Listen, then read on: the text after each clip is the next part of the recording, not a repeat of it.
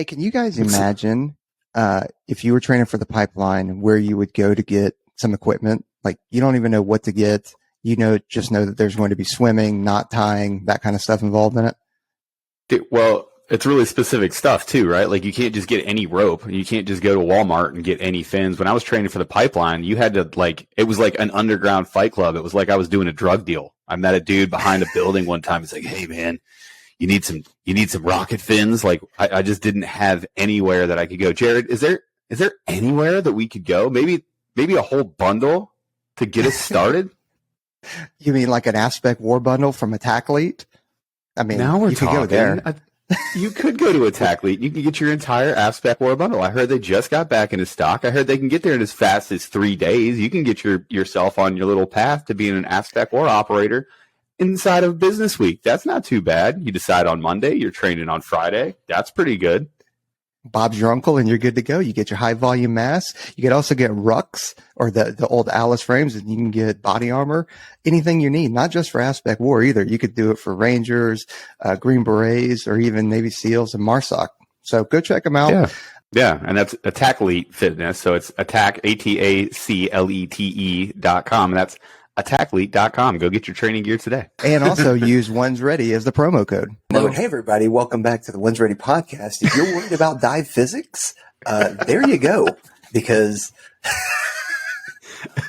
are you worried about percentages? Yeah. Dalton's law of partial pressure states that all partial pressures will add up to the total pressure of a mixed gas in a solution. Do you need to figure out that percentage? But are you functionally boy, do I have a handy trick for you. Become a PJ combat controller, SR, tactic. Don't drag me into this. Are you a functional idiot? First of all, I know what career field you should be in. They all start with 1Z. Number 2, since you are an idiot, we can help you because you still have to do smart kid stuff, but we can help you be a dumb kid in a smart kid world. Anyway, come back for more of our tips. And if you notice, the enlisted are 1Zs, the officers are 19Z, so they're good. They're all good. That's not true. That's not true. I was just having a discussion with a stupid officer friend of mine this week. It was great. he and I were having a grand old time because we're both idiots. I know you're not talking about KDUP because there's no way he's an idiot. Oh man, I just can't say enough good things about him. Trent, I have some bad news, man. Our relationship is going to have to be on pause because my DO essentially is the mold of what they made Captain America off of, but they couldn't get Captain America quite right. Like K-Dub is tall. You know what pisses me off about him too? I lost a bar bet over K-Dub about 2 weeks ago to CO at his going away. We were at 7 Seas having a beer, and somebody bet me how much K-Dub weighs. And I'm like, not an ounce under 220. The guy's an inch or two taller than me. His lifts are ridiculous. He's ridiculously strong. I'm like, he's not an ounce over 220, this guy. I'll bet you on it. And I had a friend, my officer, a smart officer friend was like, nah, man, he's 200. Nope, he's definitely under. So we set the parameters correctly. I text K-Dub. I'm like, how much do you weigh? He's like, I weigh like 198 between, 198 and 203. I'm like, nonsense. This is not. I was like, do you have like a skeleton that like a shady government scientist replaced with carbon fiber? Like, are you unbreakable and lighter now? Like, it's just annoying. He's shredded. He is shredded, Peaches. He's got anaconda arms and a dump truck ass. He lifts a lot of weight and people like him. Like, he's everything that I want to be, and he's smart. It's terrible. And everything I hate. And everything it makes me hate me. Like, it's a vicious cycle at work. I get in at work. We work out together early because we're there like before, usually we start lifting about 6. Like we're there early. We start lifting and I hate him, and then I hate myself, and then I take a shower, and then I go to work. That's my day. Welcome to PT at the 2-2 SDS. And then we just go into our battle rhythm, and he's smarter than me there too. It's great. Not for me, but for the unit. I deployed with him, and it was the same thing. If you're going to leave me for anybody, it's fine. I get it. Yeah. You know what? That's awesome. Yeah, no, you get it. Yeah. So everybody that knows K-Dub understands. Everybody. Total man crush. Anyway, so for everybody out there, we don't really have a plan going in today. Our guest actually canceled, unfortunately, but it's a good thing because he's actually heading to Airborne. So we just finished Ranger School, then he's going to hit Airborne. So then he'll be able to come on here and talk all Army. So we've got that going for us. So everyone's going to be pretty tough. Yeah, he may not make it. It's going to be tough because he's going to lose faith in the military training complex. That's why Airborne is tough. Airborne is tough because it's 3 days worth of training packed into 3 weeks worth of time. That's why Airborne is a tough day. And you're still living in, Vietnam or World War II barracks, whatever they are. I know they're just really old. Actually, they've got to be prior to Vietnam because they were still around during Vietnam. So, just would know. I want to say they're World War II. Yeah, because I was there. So anyway, some of the things we're going to talk about are just kind of random thoughts that come into our heads. But one of the things that I did want to hit right off the bat, and maybe it'll kind of steer us in a direction, is kind of a message to recruiters, because I know recently we've kind of done messages to candidates, recruits, and then we've talked to parents specifically. But then we haven't really talked to recruiters, and we've got a decent relationship with recruiters, I think, at least some of the ones that we've worked with personally. But some of the feedback we've gotten is some of the recruiters might be a little upset with us because we did an episode, I think it was the IFT, OFT, CFT episode, that am I not supposed to mention this, Trent? No, I was just, I'm being sarcastic. Trent looks like Trent looks like he's being held hostage. It looks like somebody just walked in the room and Trent's trying to tell us with his eyes that he's in danger, but he doesn't know how to do it. SOS. How do I blink SOS out? He's trying to blink it out. So some of the feedback was that some recruiters were upset with us about the IFT, CFT, OFT episode, where we said, hey, don't go in unless you're at these standards, or these are what you need to strive for, and that kind of stuff. Because they had recruits that were saying, oh, I'm not where I feel like I need to be, so I want to delay, 3 months, which I can appreciate the challenges for the recruiters and the frustration for the recruiters. But at the same time, you got to see it from the recruits, or the candidates' perspective, is that they are going in to get their asses kicked really, really bad. And if they're not prepared, they're just going to, fail out or quit or whatever. And then they're going to the needs of the Air Force, or they are losing control of where they get to go. So to the recruiters, put yourself in their shoes. I get it. You probably are dealing with some folks that are, not wanting to get off the sideline, or they're hemming and hawing, or you can tell that they're kind of wasting your time. But I don't know. I don't know how to navigate that. I just use your best judgment. Don't be upset at us or the candidate if they want to make sure that they are 100% prepared to go in. That's just my 2 cents. I like this. Trent, why don't you take the side where you yell at the students? Now that Peaches is we found out who the cone sympathizer is. And it looked like such a good rant too. He was smiling a little bit, and he was probably saying the only important thing that we were going to say this whole podcast, and he was muted. Yeah. And it's destroyed now. What do you got on it, Trent?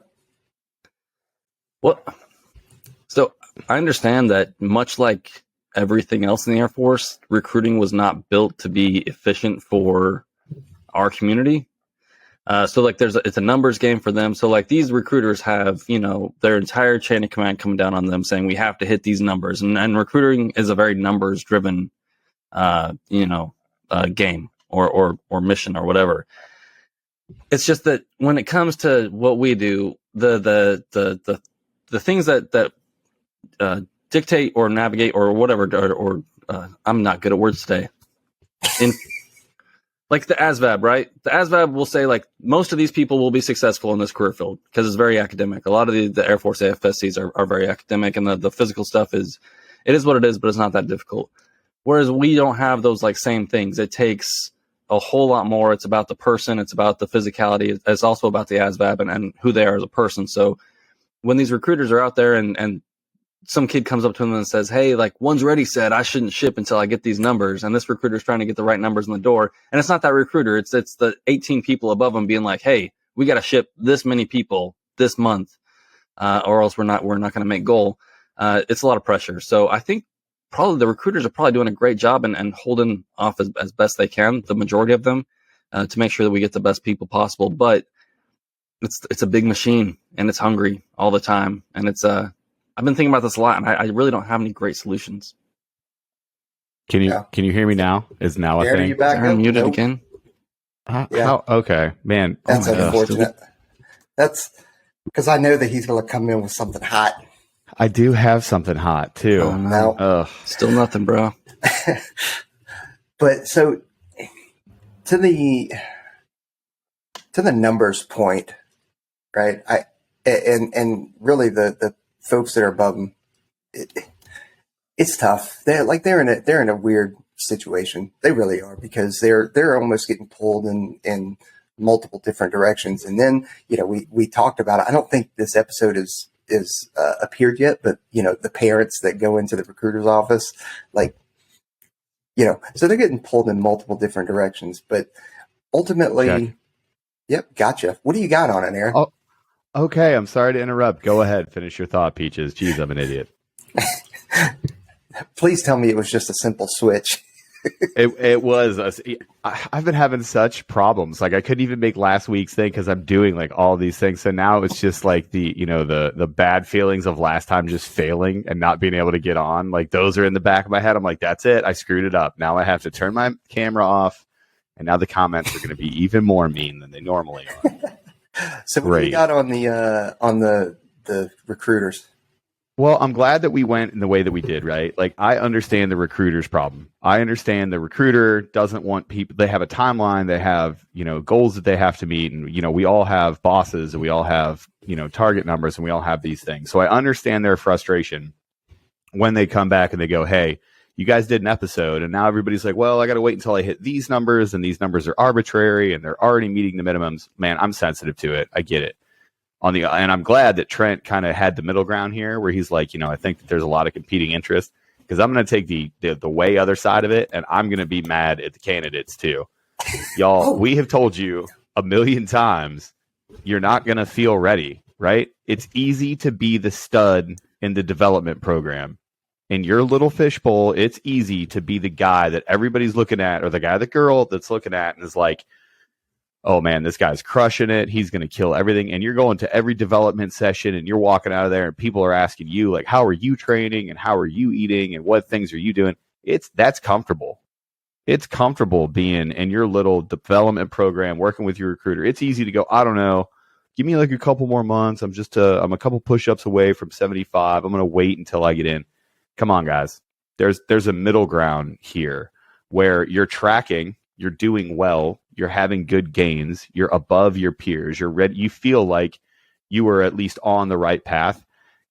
It's not a reason to hit the pause button for 6 months because you're like, oh, well, this one number, they said they wanted us to run a 930 and I'm running a 945. So nope, I can't ship in a month. I gotta pump the brakes. Come on, guys. A lot of this is unknown. You're stepping off into that, into that unknown or into that uncertain environment, and you're going to test yourself at A&S. You're not going to be ready. It's like having kids or getting married or buying a new house. If you wait till you're ready, you're not doing any of that stuff because you're never ready to do that. You're never ready to go to A&S. You're never ready to go to Indoc. And of all people, I understand what it is like to go to that course and fail and have to deal with those internal struggles, that hit to your ego for years, guys. Like, I understand. I went, I sucked, I failed. I don't know what that is in Latin, but it ain't Veni Vidi Vici. So, I had to deal with that with who I am for 4 years before I got back to it's scary as shit. Like, I get it, but you got to go. Like, we don't have people that get scared and get paralyzed. We have people that get scared and then they get after what they're supposed to go do because that's what you do. Like, you have to do that. So I think there's a good middle ground. You can two things can be true at the same time. We can agree that the recruiters have an impossible job and they're trying to get you just to to get to that standard and get you out the door because we need you in the pipeline. You do no good to us if you're not in the pipeline, right? I get it. But also, get your ass in gear. Realize that there's differences between requirements and expectations. There's good, better, best. Be a grown-up. You're not going to be perfect. They're not going to... No recruiter is going to come to your development session and go, you know what, this guy, he doesn't even need to do A&S. Let's just get him in some of the cooler schools of the pipeline. Like, you're still going to A&S, homie. You're still going to Joint Base San Antonio, Chapman Annex, and you're still going to go, we're going to see what's what. You know what I mean? So figure it out, everybody. Recruiters, sorry for the episode. We respect you guys as professionals. All you candidates, figure it out. I'm not going to yell at recruiters. They're all friends and colleagues and stuff. No, and don't get Even me wrong. for the I'm podcast, I'm not going to pretend. Yeah, I'm not fussing at recruiters. I'm just saying, like, Yeah. hey, they were a little upset with us. Was the word on the street that we got? Through some messages and also through official channels, believe it or not. And Right. So, I just want to throw it out there. Nobody's mad at you. Like, RB. and that's the unfortunate part of where we're at, is that we say something and then, well, two things. And the unfortunate part is people listen. That's the unfortunate part. I know. And like, the worst part about it is that, all three of us are still active duty, still senior NCOs, right? So that we've got that. So people listen, and then the podcast, now we've got a platform, and it's like, oh boy, double whammy. You guys are messed up for even listening to us, because if you've watched this long enough, you realize that we're actually idiots, and we're just, dealing with imposter syndrome and, just trying to make it happen. Constantly, every single day. I do want to hit on that too. I had a really good discussion about imposter syndrome, right? So I think that's a good bridge to talk about this stuff, because it is something, it's kind of on the other side of humility, right? Like, so you want to be humble, you want to be calm, you want to be confident, you don't want to put yourself out there, you want to be a quiet professional. Got it. Well, when you do that, you immediately open yourself up to, well, maybe I'm, because I immediately transition, and me being a quiet professional is usually equal to me having negative self-talk, right? So it's not so much Aaron being a quiet professional, it's Aaron in his head going, shut up, you POS. Nobody needs to hear your opinion. You should not be talking. You're an idiot, which is not healthy, I got to tell you. But it's born out of that imposter syndrome, right? And for people that aren't tracking, imposter syndrome is kind of the feeling that somebody's going to find you out, and you're gonna say something, and finally somebody's going to go, you're a fraud, you shouldn't be here. And it's a constant sort of anxiety thing. Trent, I know you and I have talked about, kind of imposter syndrome. So how do you deal with it? How do you find that line between, I want to be a quiet professional and stay away from negative self-talk while still allowing yourself to have a little bit of positivity? Because it's okay for you to go, hey, I've done something no one else can do. That's the reason we have A&S. That's the reason why, Mike Parolio was talking about that shared experience. Like, we want to look at each other across the team room table and say, hey, we've done something hard, and that's a good thing. But how do you temper that with, imposter syndrome and some of the other stuff we just talked about? I think we all deal with that, especially, when you put yourself on camera and you want to talk about your job. It's who am I to tell young people out there what they should or should not be doing, especially, but I've been trying to talk myself through this thing for a long time. And just with the podcast, it's funny because I wanted to mention, we talk about it all the time. We're like, oh, we show up, we don't have a plan. I'm like, guys, we haven't had a plan in like 2+ years or something. Anyway. But it's one of those things. It's in person with when the candidates are there. It's easier to be like, hey, like, these are my qualifications, and you see me with my peer group, and obviously we get along, and they don't come in behind me and say, well, that guy's a POS and he's never done anything, don't listen to that guy. But like, when you come out on the internet, it's just a weird thing. I don't want to be like, I have this experience and you should listen to me, but I have a tendency to be like, you shouldn't listen to me. Like, oh, I don't know anything. Like, that's all of our like go-to is like, oh, we're a bunch of idiots. We don't know anything. And why would you even listen to me? And so I've been trying to temper that a lot and talking to people about it and being like, hey, like, I do have these experiences. This is what I found out through this. It's not the end all be all. And I think one of the problems too, like, is the more experience you have, the less black and white the world is. And so when someone comes to you for like a specific piece of advice and like we get a little vague about it and I bounce around and I'm like, well, it's not really a good answer, but like, what do you want to do? It's, it just comes across as a whole bunch of muddy water, and I'm not really sure how to get past that. Over to you, Jared. I don't know that imposter syndrome ever goes away. If that's, I don't know. It's weird. I have a weird level of confidence, and it's rooted in probably a lot of false stuff. But like, I believe that whatever situation arises, like, as long as, well, for the obvious things, as long as you're healthy and everybody's healthy and all that kind of stuff, right? But other than that, I feel like I have a tendency to succeed in that, or things are not succeed, but things are going to be okay, right? So if this situation, whatever it is, goes bad, like, all right, man, I'll be all right. Like it's weird. So I don't know. I don't know where I'm going with this, but I don't know either. But I love how Trent was talking about like being really careful and trying to say things succinctly on the internet, and then you immediately failed at trying to say exactly what you meant succinctly on the internet because you were doing the same thing. Like Trent just described, like how important it is for us to be accurate and not say something like completely wacky or make yourself like. It's funny to watch you do the thing that Trent literally just exactly said, because we all feel that it's so hard to describe things or be succinct and clear. I have that same feeling though, and I think you get it out of the pipeline is you could die doing just random stuff. You think about dive school. How many times a day could you just die at dive school? Like if you panicked or if you shot off the bottom or if you lost your buddy or if you did any of these things.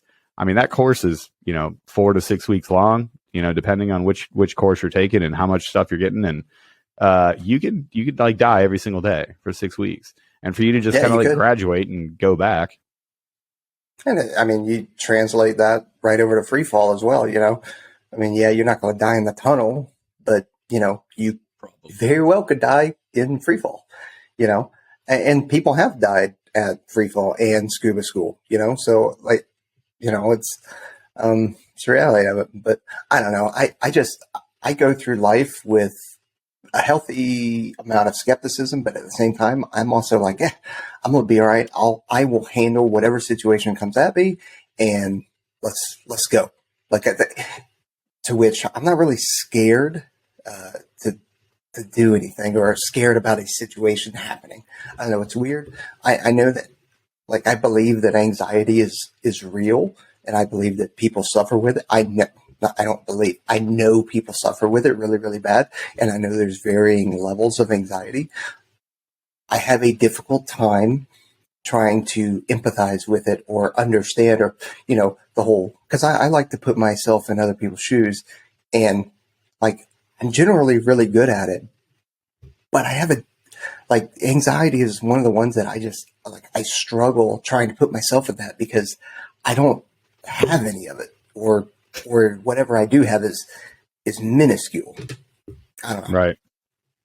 No, I know what you're saying. And especially when we put it in the context of, what started this conversation, which is people having anxiety over numbers, like people having that doubt over, am I ready to go in? Like, I get it. I think one of those things that we have is, a lifetime or a career's worth of it's, people looking at us go, okay, I know that they don't use these words, but, I know that this is scary. I know you have anxiety, but we still have to go do it. So you got to find a way to get right with what we're about to go do. And you got to be there and you got to perform. We have the luxury of having thousands, maybe tens of thousands of those reps in our career to look at now. Like, I don't have anxiety in the way that you describe it either. Like, of course we all have our own, mental health problems that we're working through. And, I think I already mentioned negative self-talk and stuff, but yeah, I don't have anxiety in that way. It's like, well, it is what it is. Like, it's a night free fall, full wall locker, unmarked DZ. That's scary. I'm sorry if you screw up, you're going to die, but you can't let that paralyze you. We got stuff we got to go do. Like, training has to happen. So, but there's a difference between being scared or having that. So, okay. So if we're going to equate that, I don't equate those the same as being on the back of a ramp, 25,000 or whatever altitude, doesn't matter. Right. And it's a night wall locker. Like that level of, I don't know if that's anxiety. I don't know if that's adrenaline. I don't know, but I think that is healthy because that means that you're not complacent. I think if you were to hop on the back of that ramp and do that, and you're just like, and you didn't have an ounce of like, all right, here we go, then I think you're complacent, and I think you're more dangerous than you are if you were, less experienced at it. And I think, that's the whole thing. Complacency kills. I think that's the same thing when you're downrange and you're going out on patrol and you're like, just another patrol. It's okay to think like, whatever, I'm going to make it out of any situation that we get in out here. That's okay to think. But to just be like whatever, I think that's where people make mistakes. I don't know. Trent, I see you nodding your head. I know you got something on it. You got a hot take. He wrote a note. It's not hot. I did write a note. Well, I just wrote reps, right? To bring this back to like the candidates, the first time that you walk into a stranger's office and you want to talk about something, I'm trying to think of like the lowest possible level.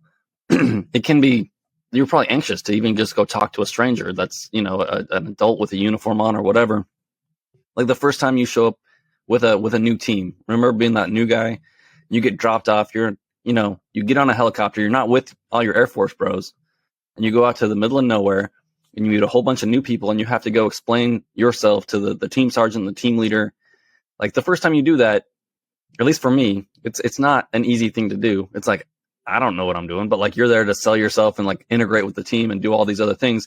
But you already had like a whole bunch of reps up to that point. You've already met a whole bunch of new people.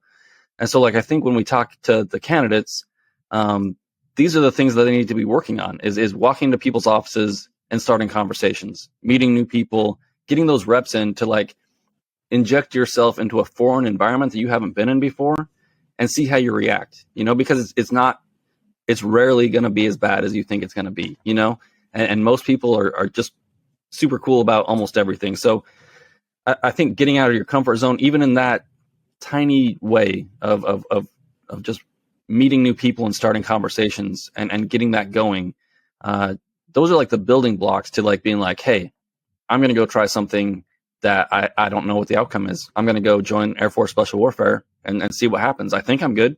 But like that level of anxiousness you need to be comfortable with because it's always going to be there. And like you said, it makes you sharp.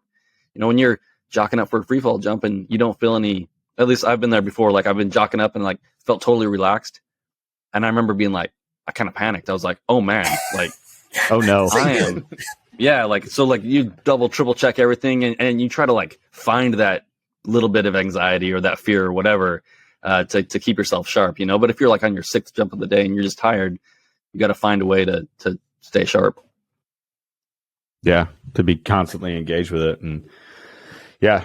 And I think you're right. I think it is reps. It's almost like we designed the pipeline in order to give you the skills and those building blocks early. Because newsflash, it's not always going to be just walking into a new team room. It's not just going to be a PCS. Like sometimes it's an ambassador, and maybe you're the only Air Force Special Warfare operator that ambassador has ever met in your area, and you have to go convince it, be like, hey, we have these things that we can provide you, and these things that we can do. We can work together. Sometimes you really are. It really does come down to two people in a room, and you have to be ready for that event. So you have to be able to build on those building blocks your entire time. And that's from the development program all the way up. Like this is really a development skill. This is not like a Jedi mind trick skill. This is like a basic food group. Yeah. Well, I think you gotta be able to turn it on and turn it off. Right. Like meeting with, high ranking officials or, people of whatever politicians or whatever, people that make decisions, for funding and, being able to build buildings and do whatever. You got to know when to turn it on and turn it off. And you're probably going to be nervous going in there and talking, but it still has to be done. So you better collect your thoughts. And if you already know, like if we're going to talk about it, like public speaking, right? A lot of people are terrified about public speaking. But like Trent said, the more reps you do, the easier it comes. And you'll not only get better at it, but two, that anxiety or that, being scared is going to start to dwindle. Now, even when I public speak, even whether it's actually worse if it's a planned public speaking, if I know that, like, I went and I did this speaking thing at Leavenworth up there, and for Air Force recruiting service. Not the prison, And everybody. There's a town that used to be close to us. Like Peaches is not doing a circuit of, prisons in the United States of America giving. Johnny Actually, Cash. I wish you were. We can call it Ted the Incarceration Series, where you go and you talk to people that are in like Ultramax prisons. Anyway, go ahead. That's what the Army recruiters actually do. That's hurtful. Well, especially now. But anyway, so like I had that planned for, I think, like a month and a half that they had asked me to come speak. And I boloed it. It was a terrible speech. I mean, it was terrible. Oh. I think it was 10 minutes and it was awful. Of course, everybody comes up and, hey, that's great. You did a great job, whatever. I know that you're lying to me, and I know it was terrible. First of all, we have to I talk know. about you don't have any integrity, because we both know that sucks. Right. But had I been sitting there, like at the dinner table, and they just said, hey, would you like to come up and give a few words? Whatever, let's do it. Crush it. It's almost and so I equate that, like that thinking about it and that dwelling on it. That's probably the same thing that candidates are going through. They've been thinking about this since they were, 15, 16. Now they're 17 and they're allowed to talk to the recruiter, and they've got all this, they've got so much built up in their head, and now they're, talking to the recruiter, and now they're going to go to MEPS, and then they'll hit development and all this kind of stuff. And that's all that. And you nailed it, Aaron. Big fish, little pond, they're the stud that's in development and that everybody's looking up to and going like, that person's going to make it. And then if you're not that big fish, right, you're looking at them going like, man, if they can't make it, I got no chance. And, man, you gotta go. You gotta dive in.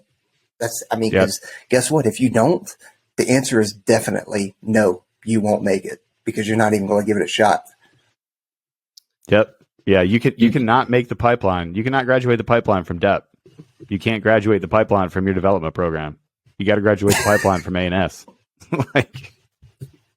Well, and you said something there too, the comparison thing. The comparison is the thief of joy or whatever, all that other stuff. But like I ran into this a lot when I was at the SWIT course or prep, whatever we're calling it this week. Candidates, and I know I've talked about it, but candidates are always comparing themselves. And I do the same thing. I always compare myself to other people, but also while we talk about imposter syndrome, there's also a piece of me that's like an incredibly arrogant person that's like, if this person can do it, I can do it. It's like, it's a tool I use. But like, they'd come to me and be like, well, like these guys up here are talking and like, I don't think I'm going to make it because they're so much better than I am and blah, blah, blah. And it's just like, guys, everybody, folks, settle down. You have to have something inside you that says that you can do it. And you're not going to do it the same way that everybody else is going to do it. Just because you don't look the same in the mirror as that other person doesn't mean you're not going to make it. I don't know how many times we've talked about it, but like the aesthetic of your muscles has very little to do with whether you're going to make it or not. It's how hard you can work, how willing you are to not give up. Okay, except for Jared. Jared actually showed up to NDOC and they were like, "You're good, bro. You're good." Welcome and then he to took the off his course, hat and they're like, "Just baby." kidding, day one." But Just kidding, day one. Look at this guy. but you know what I mean? Like, people allow like all this. There's like positive negatives, right? Like that anxiety stuff that drives you to performance, and then there's negatives. The comparing yourself to other people when it's not doing you any good. You need to compare yourself to you and to who you were yesterday and the day before, and to the numbers and the standards and everything else that the people that have already been there are telling you about. Not another 18-year-old kid. I'm sorry for calling y'all kids, but I'm not. Don't listen to your peer group. that doesn't know anything or knows just as much as you do.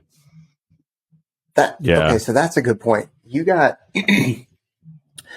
I think I said this on the Discord actually, but so you've got almost 9,000 people on Reddit, on the pararescue Reddit, which is essentially the Aspect War Reddit, right? And then you have, I think, 400 plus people on Discord. And I was doing a Q&A and on Discord, and I told them, I was like, hey, listen, I love that all of you guys are on here and that you're all, helping each other out, encouraging each other, stuff like that.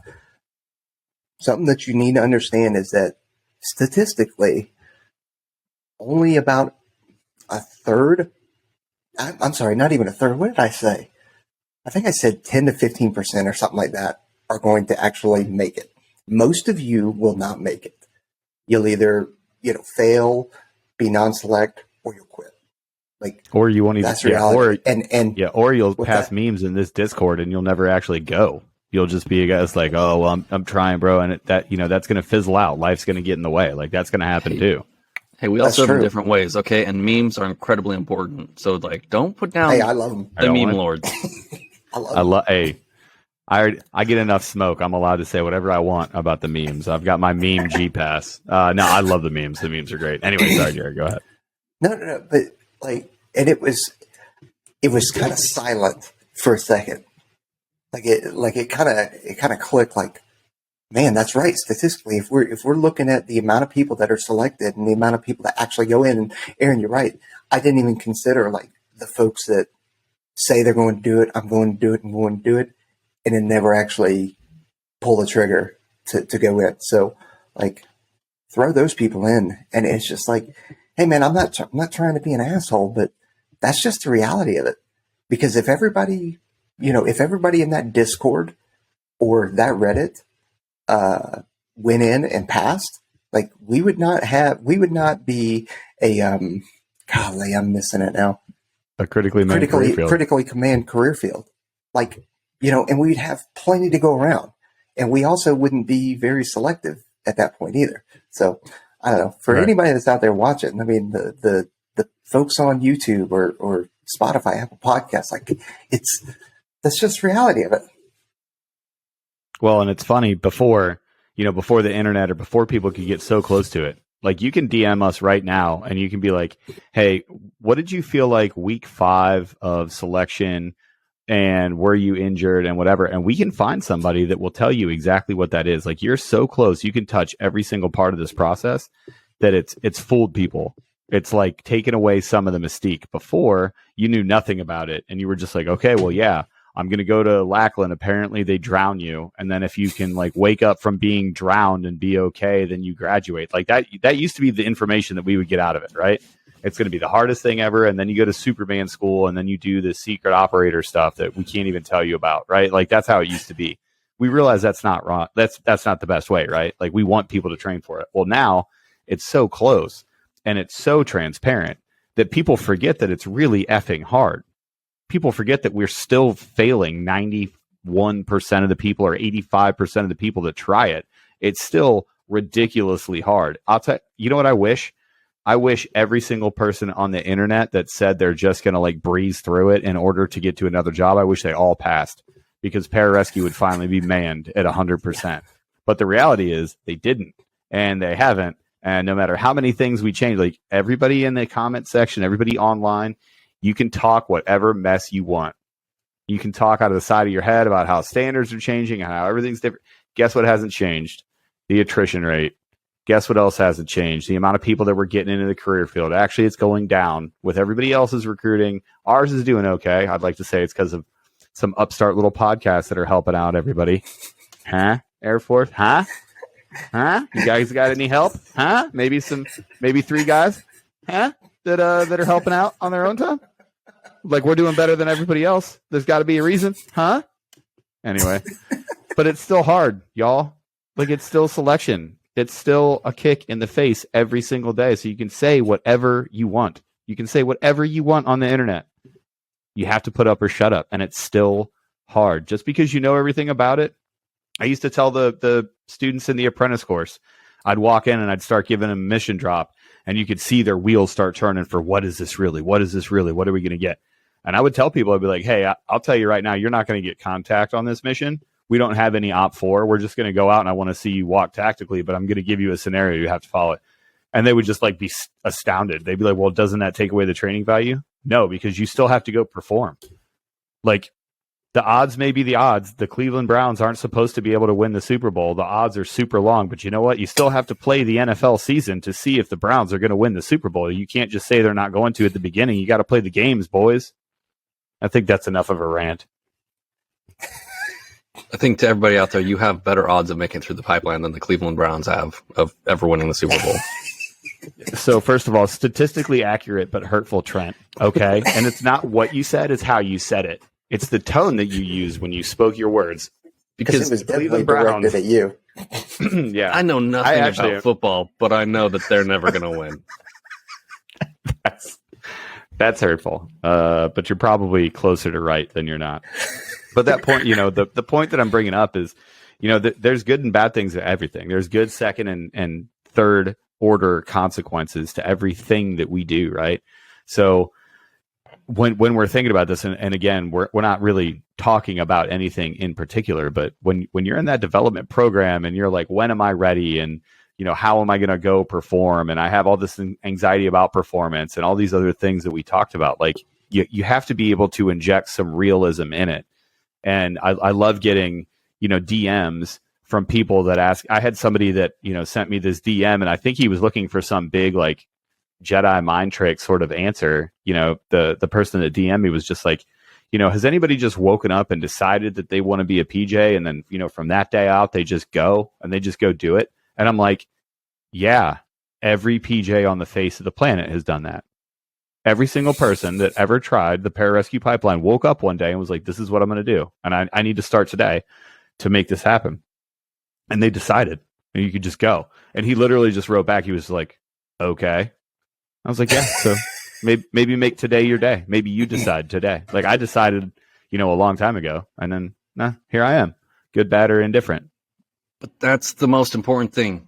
I was talking to a friend the other day about something, and about like going to a restaurant and looking at the menu, right? And like, I'm the person, I look at the menu item that I find something I like, I close the menu and I throw it away, right? And it drives me nuts when people look at the menu and they keep looking at it and they keep looking at it and keep looking at it.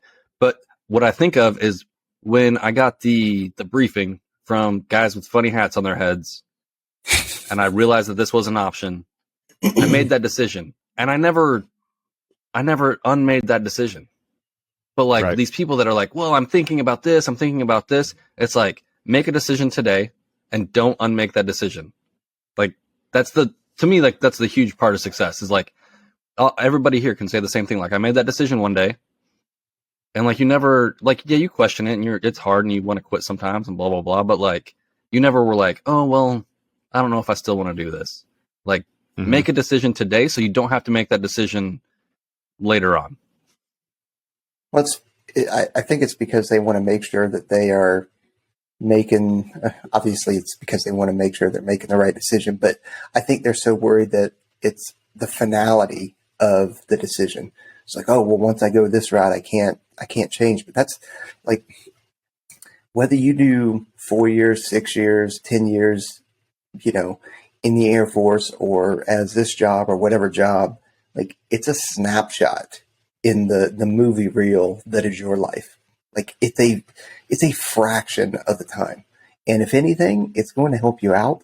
You're going to develop skills, knowledge, life experience that's going to help you. It's the chances are it's not going to hurt you unless obviously you get some kind of car accident or something like that. But like, that's just the reality of it, is that you're going to gain skills and gain knowledge that's going to help you out.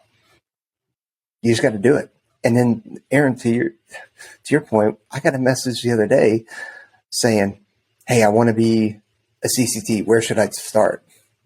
And I'm like, man, have you, like, it's frustrating because I want to help, because the old coach in me wants to help. But at the same time, I'm like, hey, have you done any research? Have you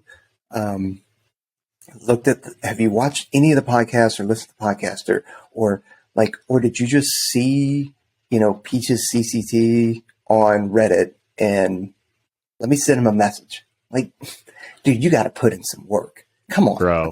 I'm so glad I've been wanting to find a way to transition to this since we started talking about it. I want to talk about DMs that grind our gears. Like, I want to, let's talk about messages and things that people do that make us mad. I'm going to start with this story. I'm going to give you a little bit of a weird thing that I've been involved in. So you guys know the site. I was on Shadowsphere for a long time, right? So shadowsphere.com. I was an administrator, moderator, and member of that site for like over a decade. I think I got on in like 2007 or 2000. I think 2008. About that time frame.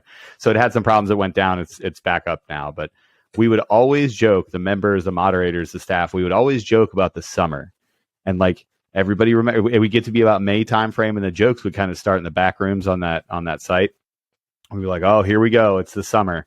It's because all of these high school kids that have been cooped up doing presentations and group projects and do whatever, what happens in the summer?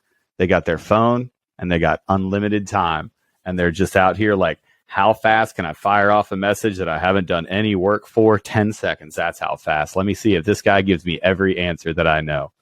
The amount of DMs that I've gotten through the roof since summer started that are exactly what you're saying. Hey, man, what's being a PJ about? Do you guys attach to special forces teams?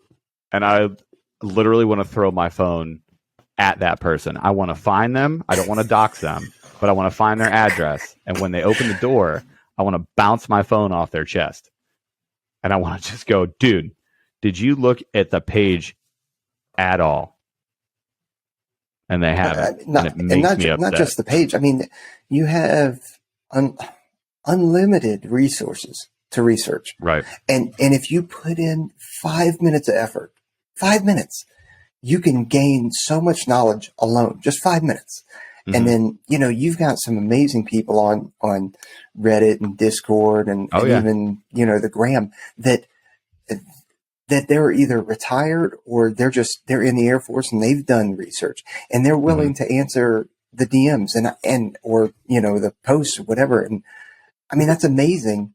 And all three of us do it as well. But like, if you're not getting a message back for 3 to 5 days, and it's a question on, hey, what's it about? Or where do I start to train or anything like that? It's like, what's the day-to-day there's a reason why I haven't deploying? Messaged you back. Cause I look at that message and I go, no, I don't have time for this.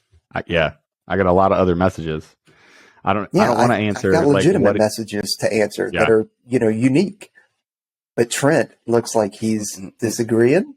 Trent, I'm not allowed to talk about this. I've been called out for my approach before, and apparently I'm not coaching and mentoring the correct way on the internet, and I come across as kind of an a-hole. So I'm just gonna. Is there anything you'd like to say to everybody listening to this podcast? Which I mean, we're at like 50 minutes, so it's like 4 or 5 people tops.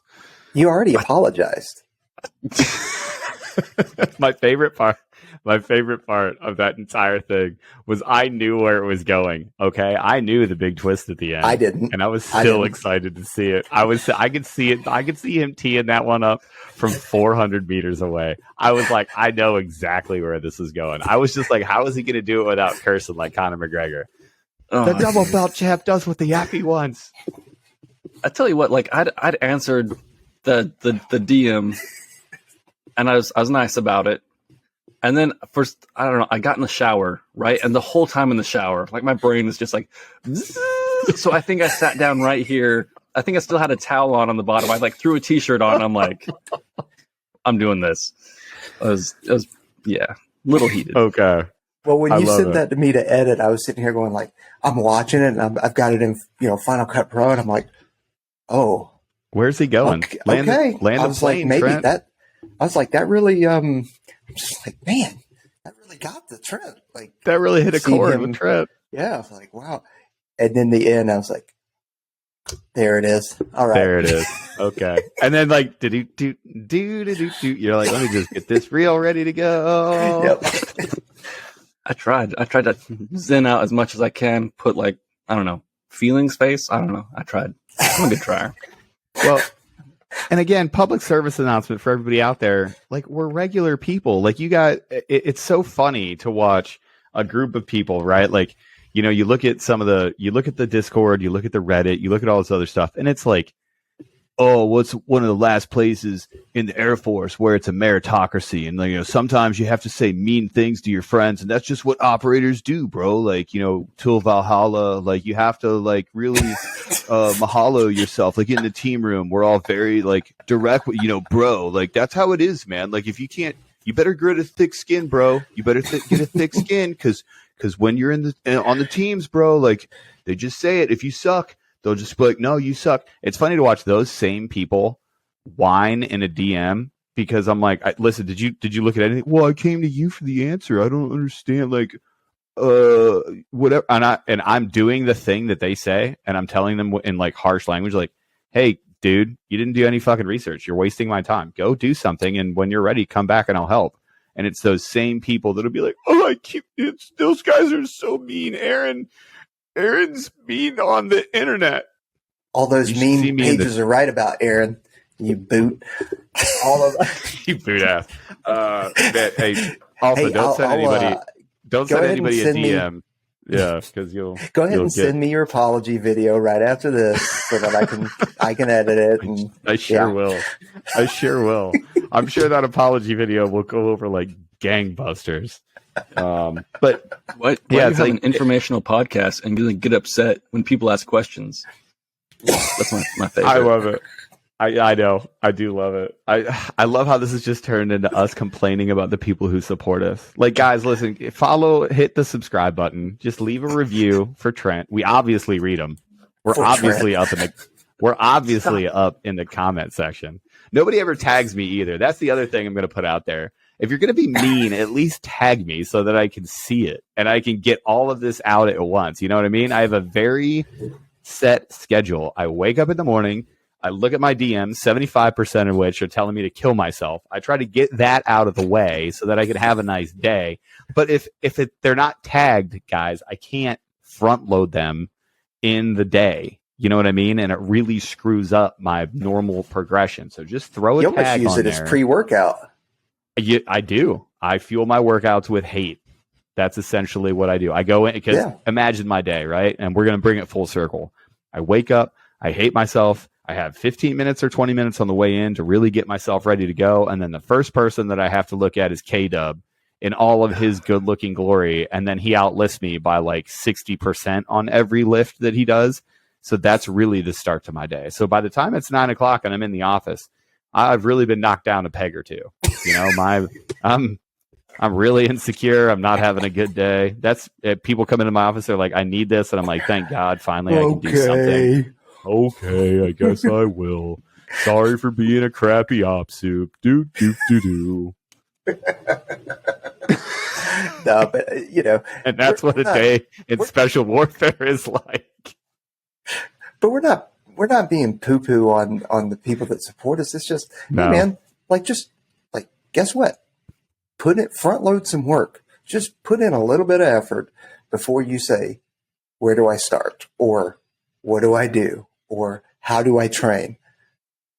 And I will say, come on. I will say that to soften it a little bit, I think the reason that I feel like that is because really we say things for jokes here because we're obviously comedians. This is a comedy podcast.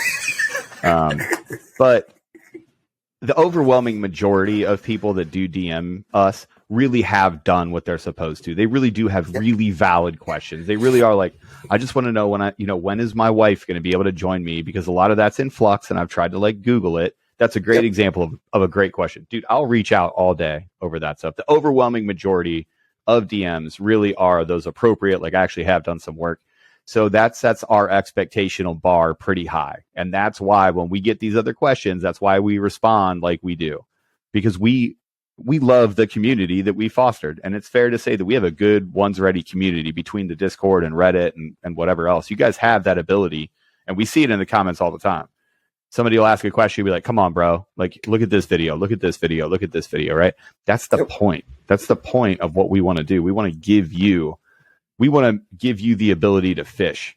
We don't want to give you a fish. So when you come to us and you ask us a question that you should have already answered, we're so used to seeing like these awesome candidates that are doing the right things. Like we're like, that gives us hope for the career field, because that's why we're here. We want those people that are in. So when you come to us with a question that you could answer yourself, you didn't even do second one of the work, I don't want you in the career field. Like that sounds harsh, but when I see those things, when I see those personality traits, I didn't try to fix my own problems. I got mad at you when you said you wouldn't fix your problem for me. And then I whined and I came up with some excuse. That doesn't sound like a special operator.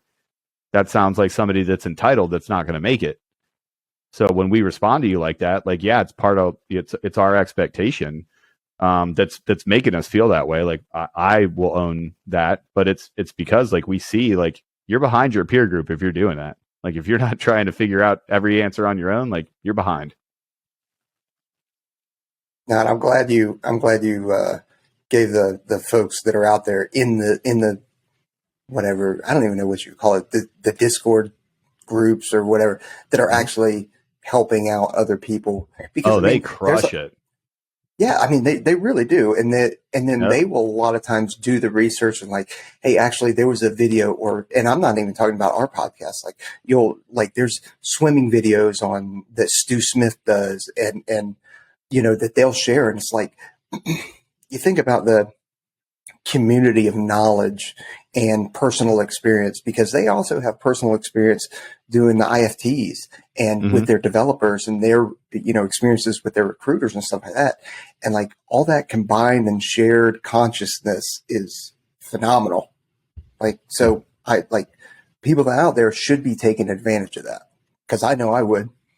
Yeah, so this seems like a good point, but have we ever put out like the Discord link? Like, let's out when we get off here, I'll put it out, but we'll also put it into the comment section of this one. Like, go hit that Discord up. Go check. Reddit's cool, but Discord, if you want some really focused information, crap ton of channels, lots of good stuff. Every once in a while, my phone will ding and it'll be a meme. Somebody made an entire pillow with my face on it, like one of those pillows that you can sleep with.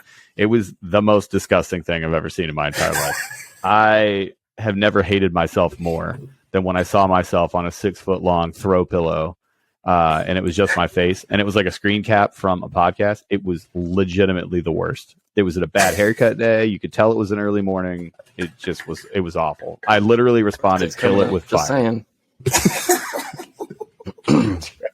Trent's birthday is coming up. I know what I'm getting, Trent. The entire Signaler household is going to have just like several different long pillows of my face on. I'm getting you a blanket with my face on it. We'll get the ones for the couch, for everything. Pillows everywhere. It's going to be great. I just wanted to say the one last serious thing. When Aaron says that he doesn't want you in the career field, what he's talking about is the you today, the you that didn't do the research. He's not talking about the you tomorrow that fixes yourself and does the research. So don't get confused about the permanence of who you are today. It's not a real thing. So what he's saying is do the research. When you come back 2 weeks later and you ask a good question, boom, you're in. We want you in the career field. Right. Trent coming in with the glove save. Thank goodness. Thank goodness. And it's so hard for me not to project, right? Because I say that knowing full well somebody looked at me in my career and was like, "We don't want you in the career field." And I was like, "That's fair. I should leave and I should go fix myself and come back." Right? Like, again, when I say these things, everybody's like, "Oh, Aaron's so mean." No, I'm just repeating what people have said to me during my life and telling you that you can totally become a different person or a better version of yourself and come back and be acceptable. Trent just said it way, way better than I did. Yeah. And on that note, appreciate everybody joining us. Thanks. Like, subscribe, hit the notification bell, leave us a review on Apple Podcasts, leave us some stars on Spotify, hit us in the DMs, even though we were just complaining about the DMs. Check out the merch at onesready.com. And then, all the collabs that we've got, we've got 18 Alpha, we've got 18 Alpha Fitness, we've got ATAC Fitness, we've got Trench Coffee, Hoist, Atorex Pomade, Eberly Stock, Cardomax, and we have the respective promo codes with it. And if you're looking for those promo codes, they are in the comment, or not in the comment section, the description of the video. So check them out, and thanks for joining us. Bye. Have a great day, y'all. Train hard.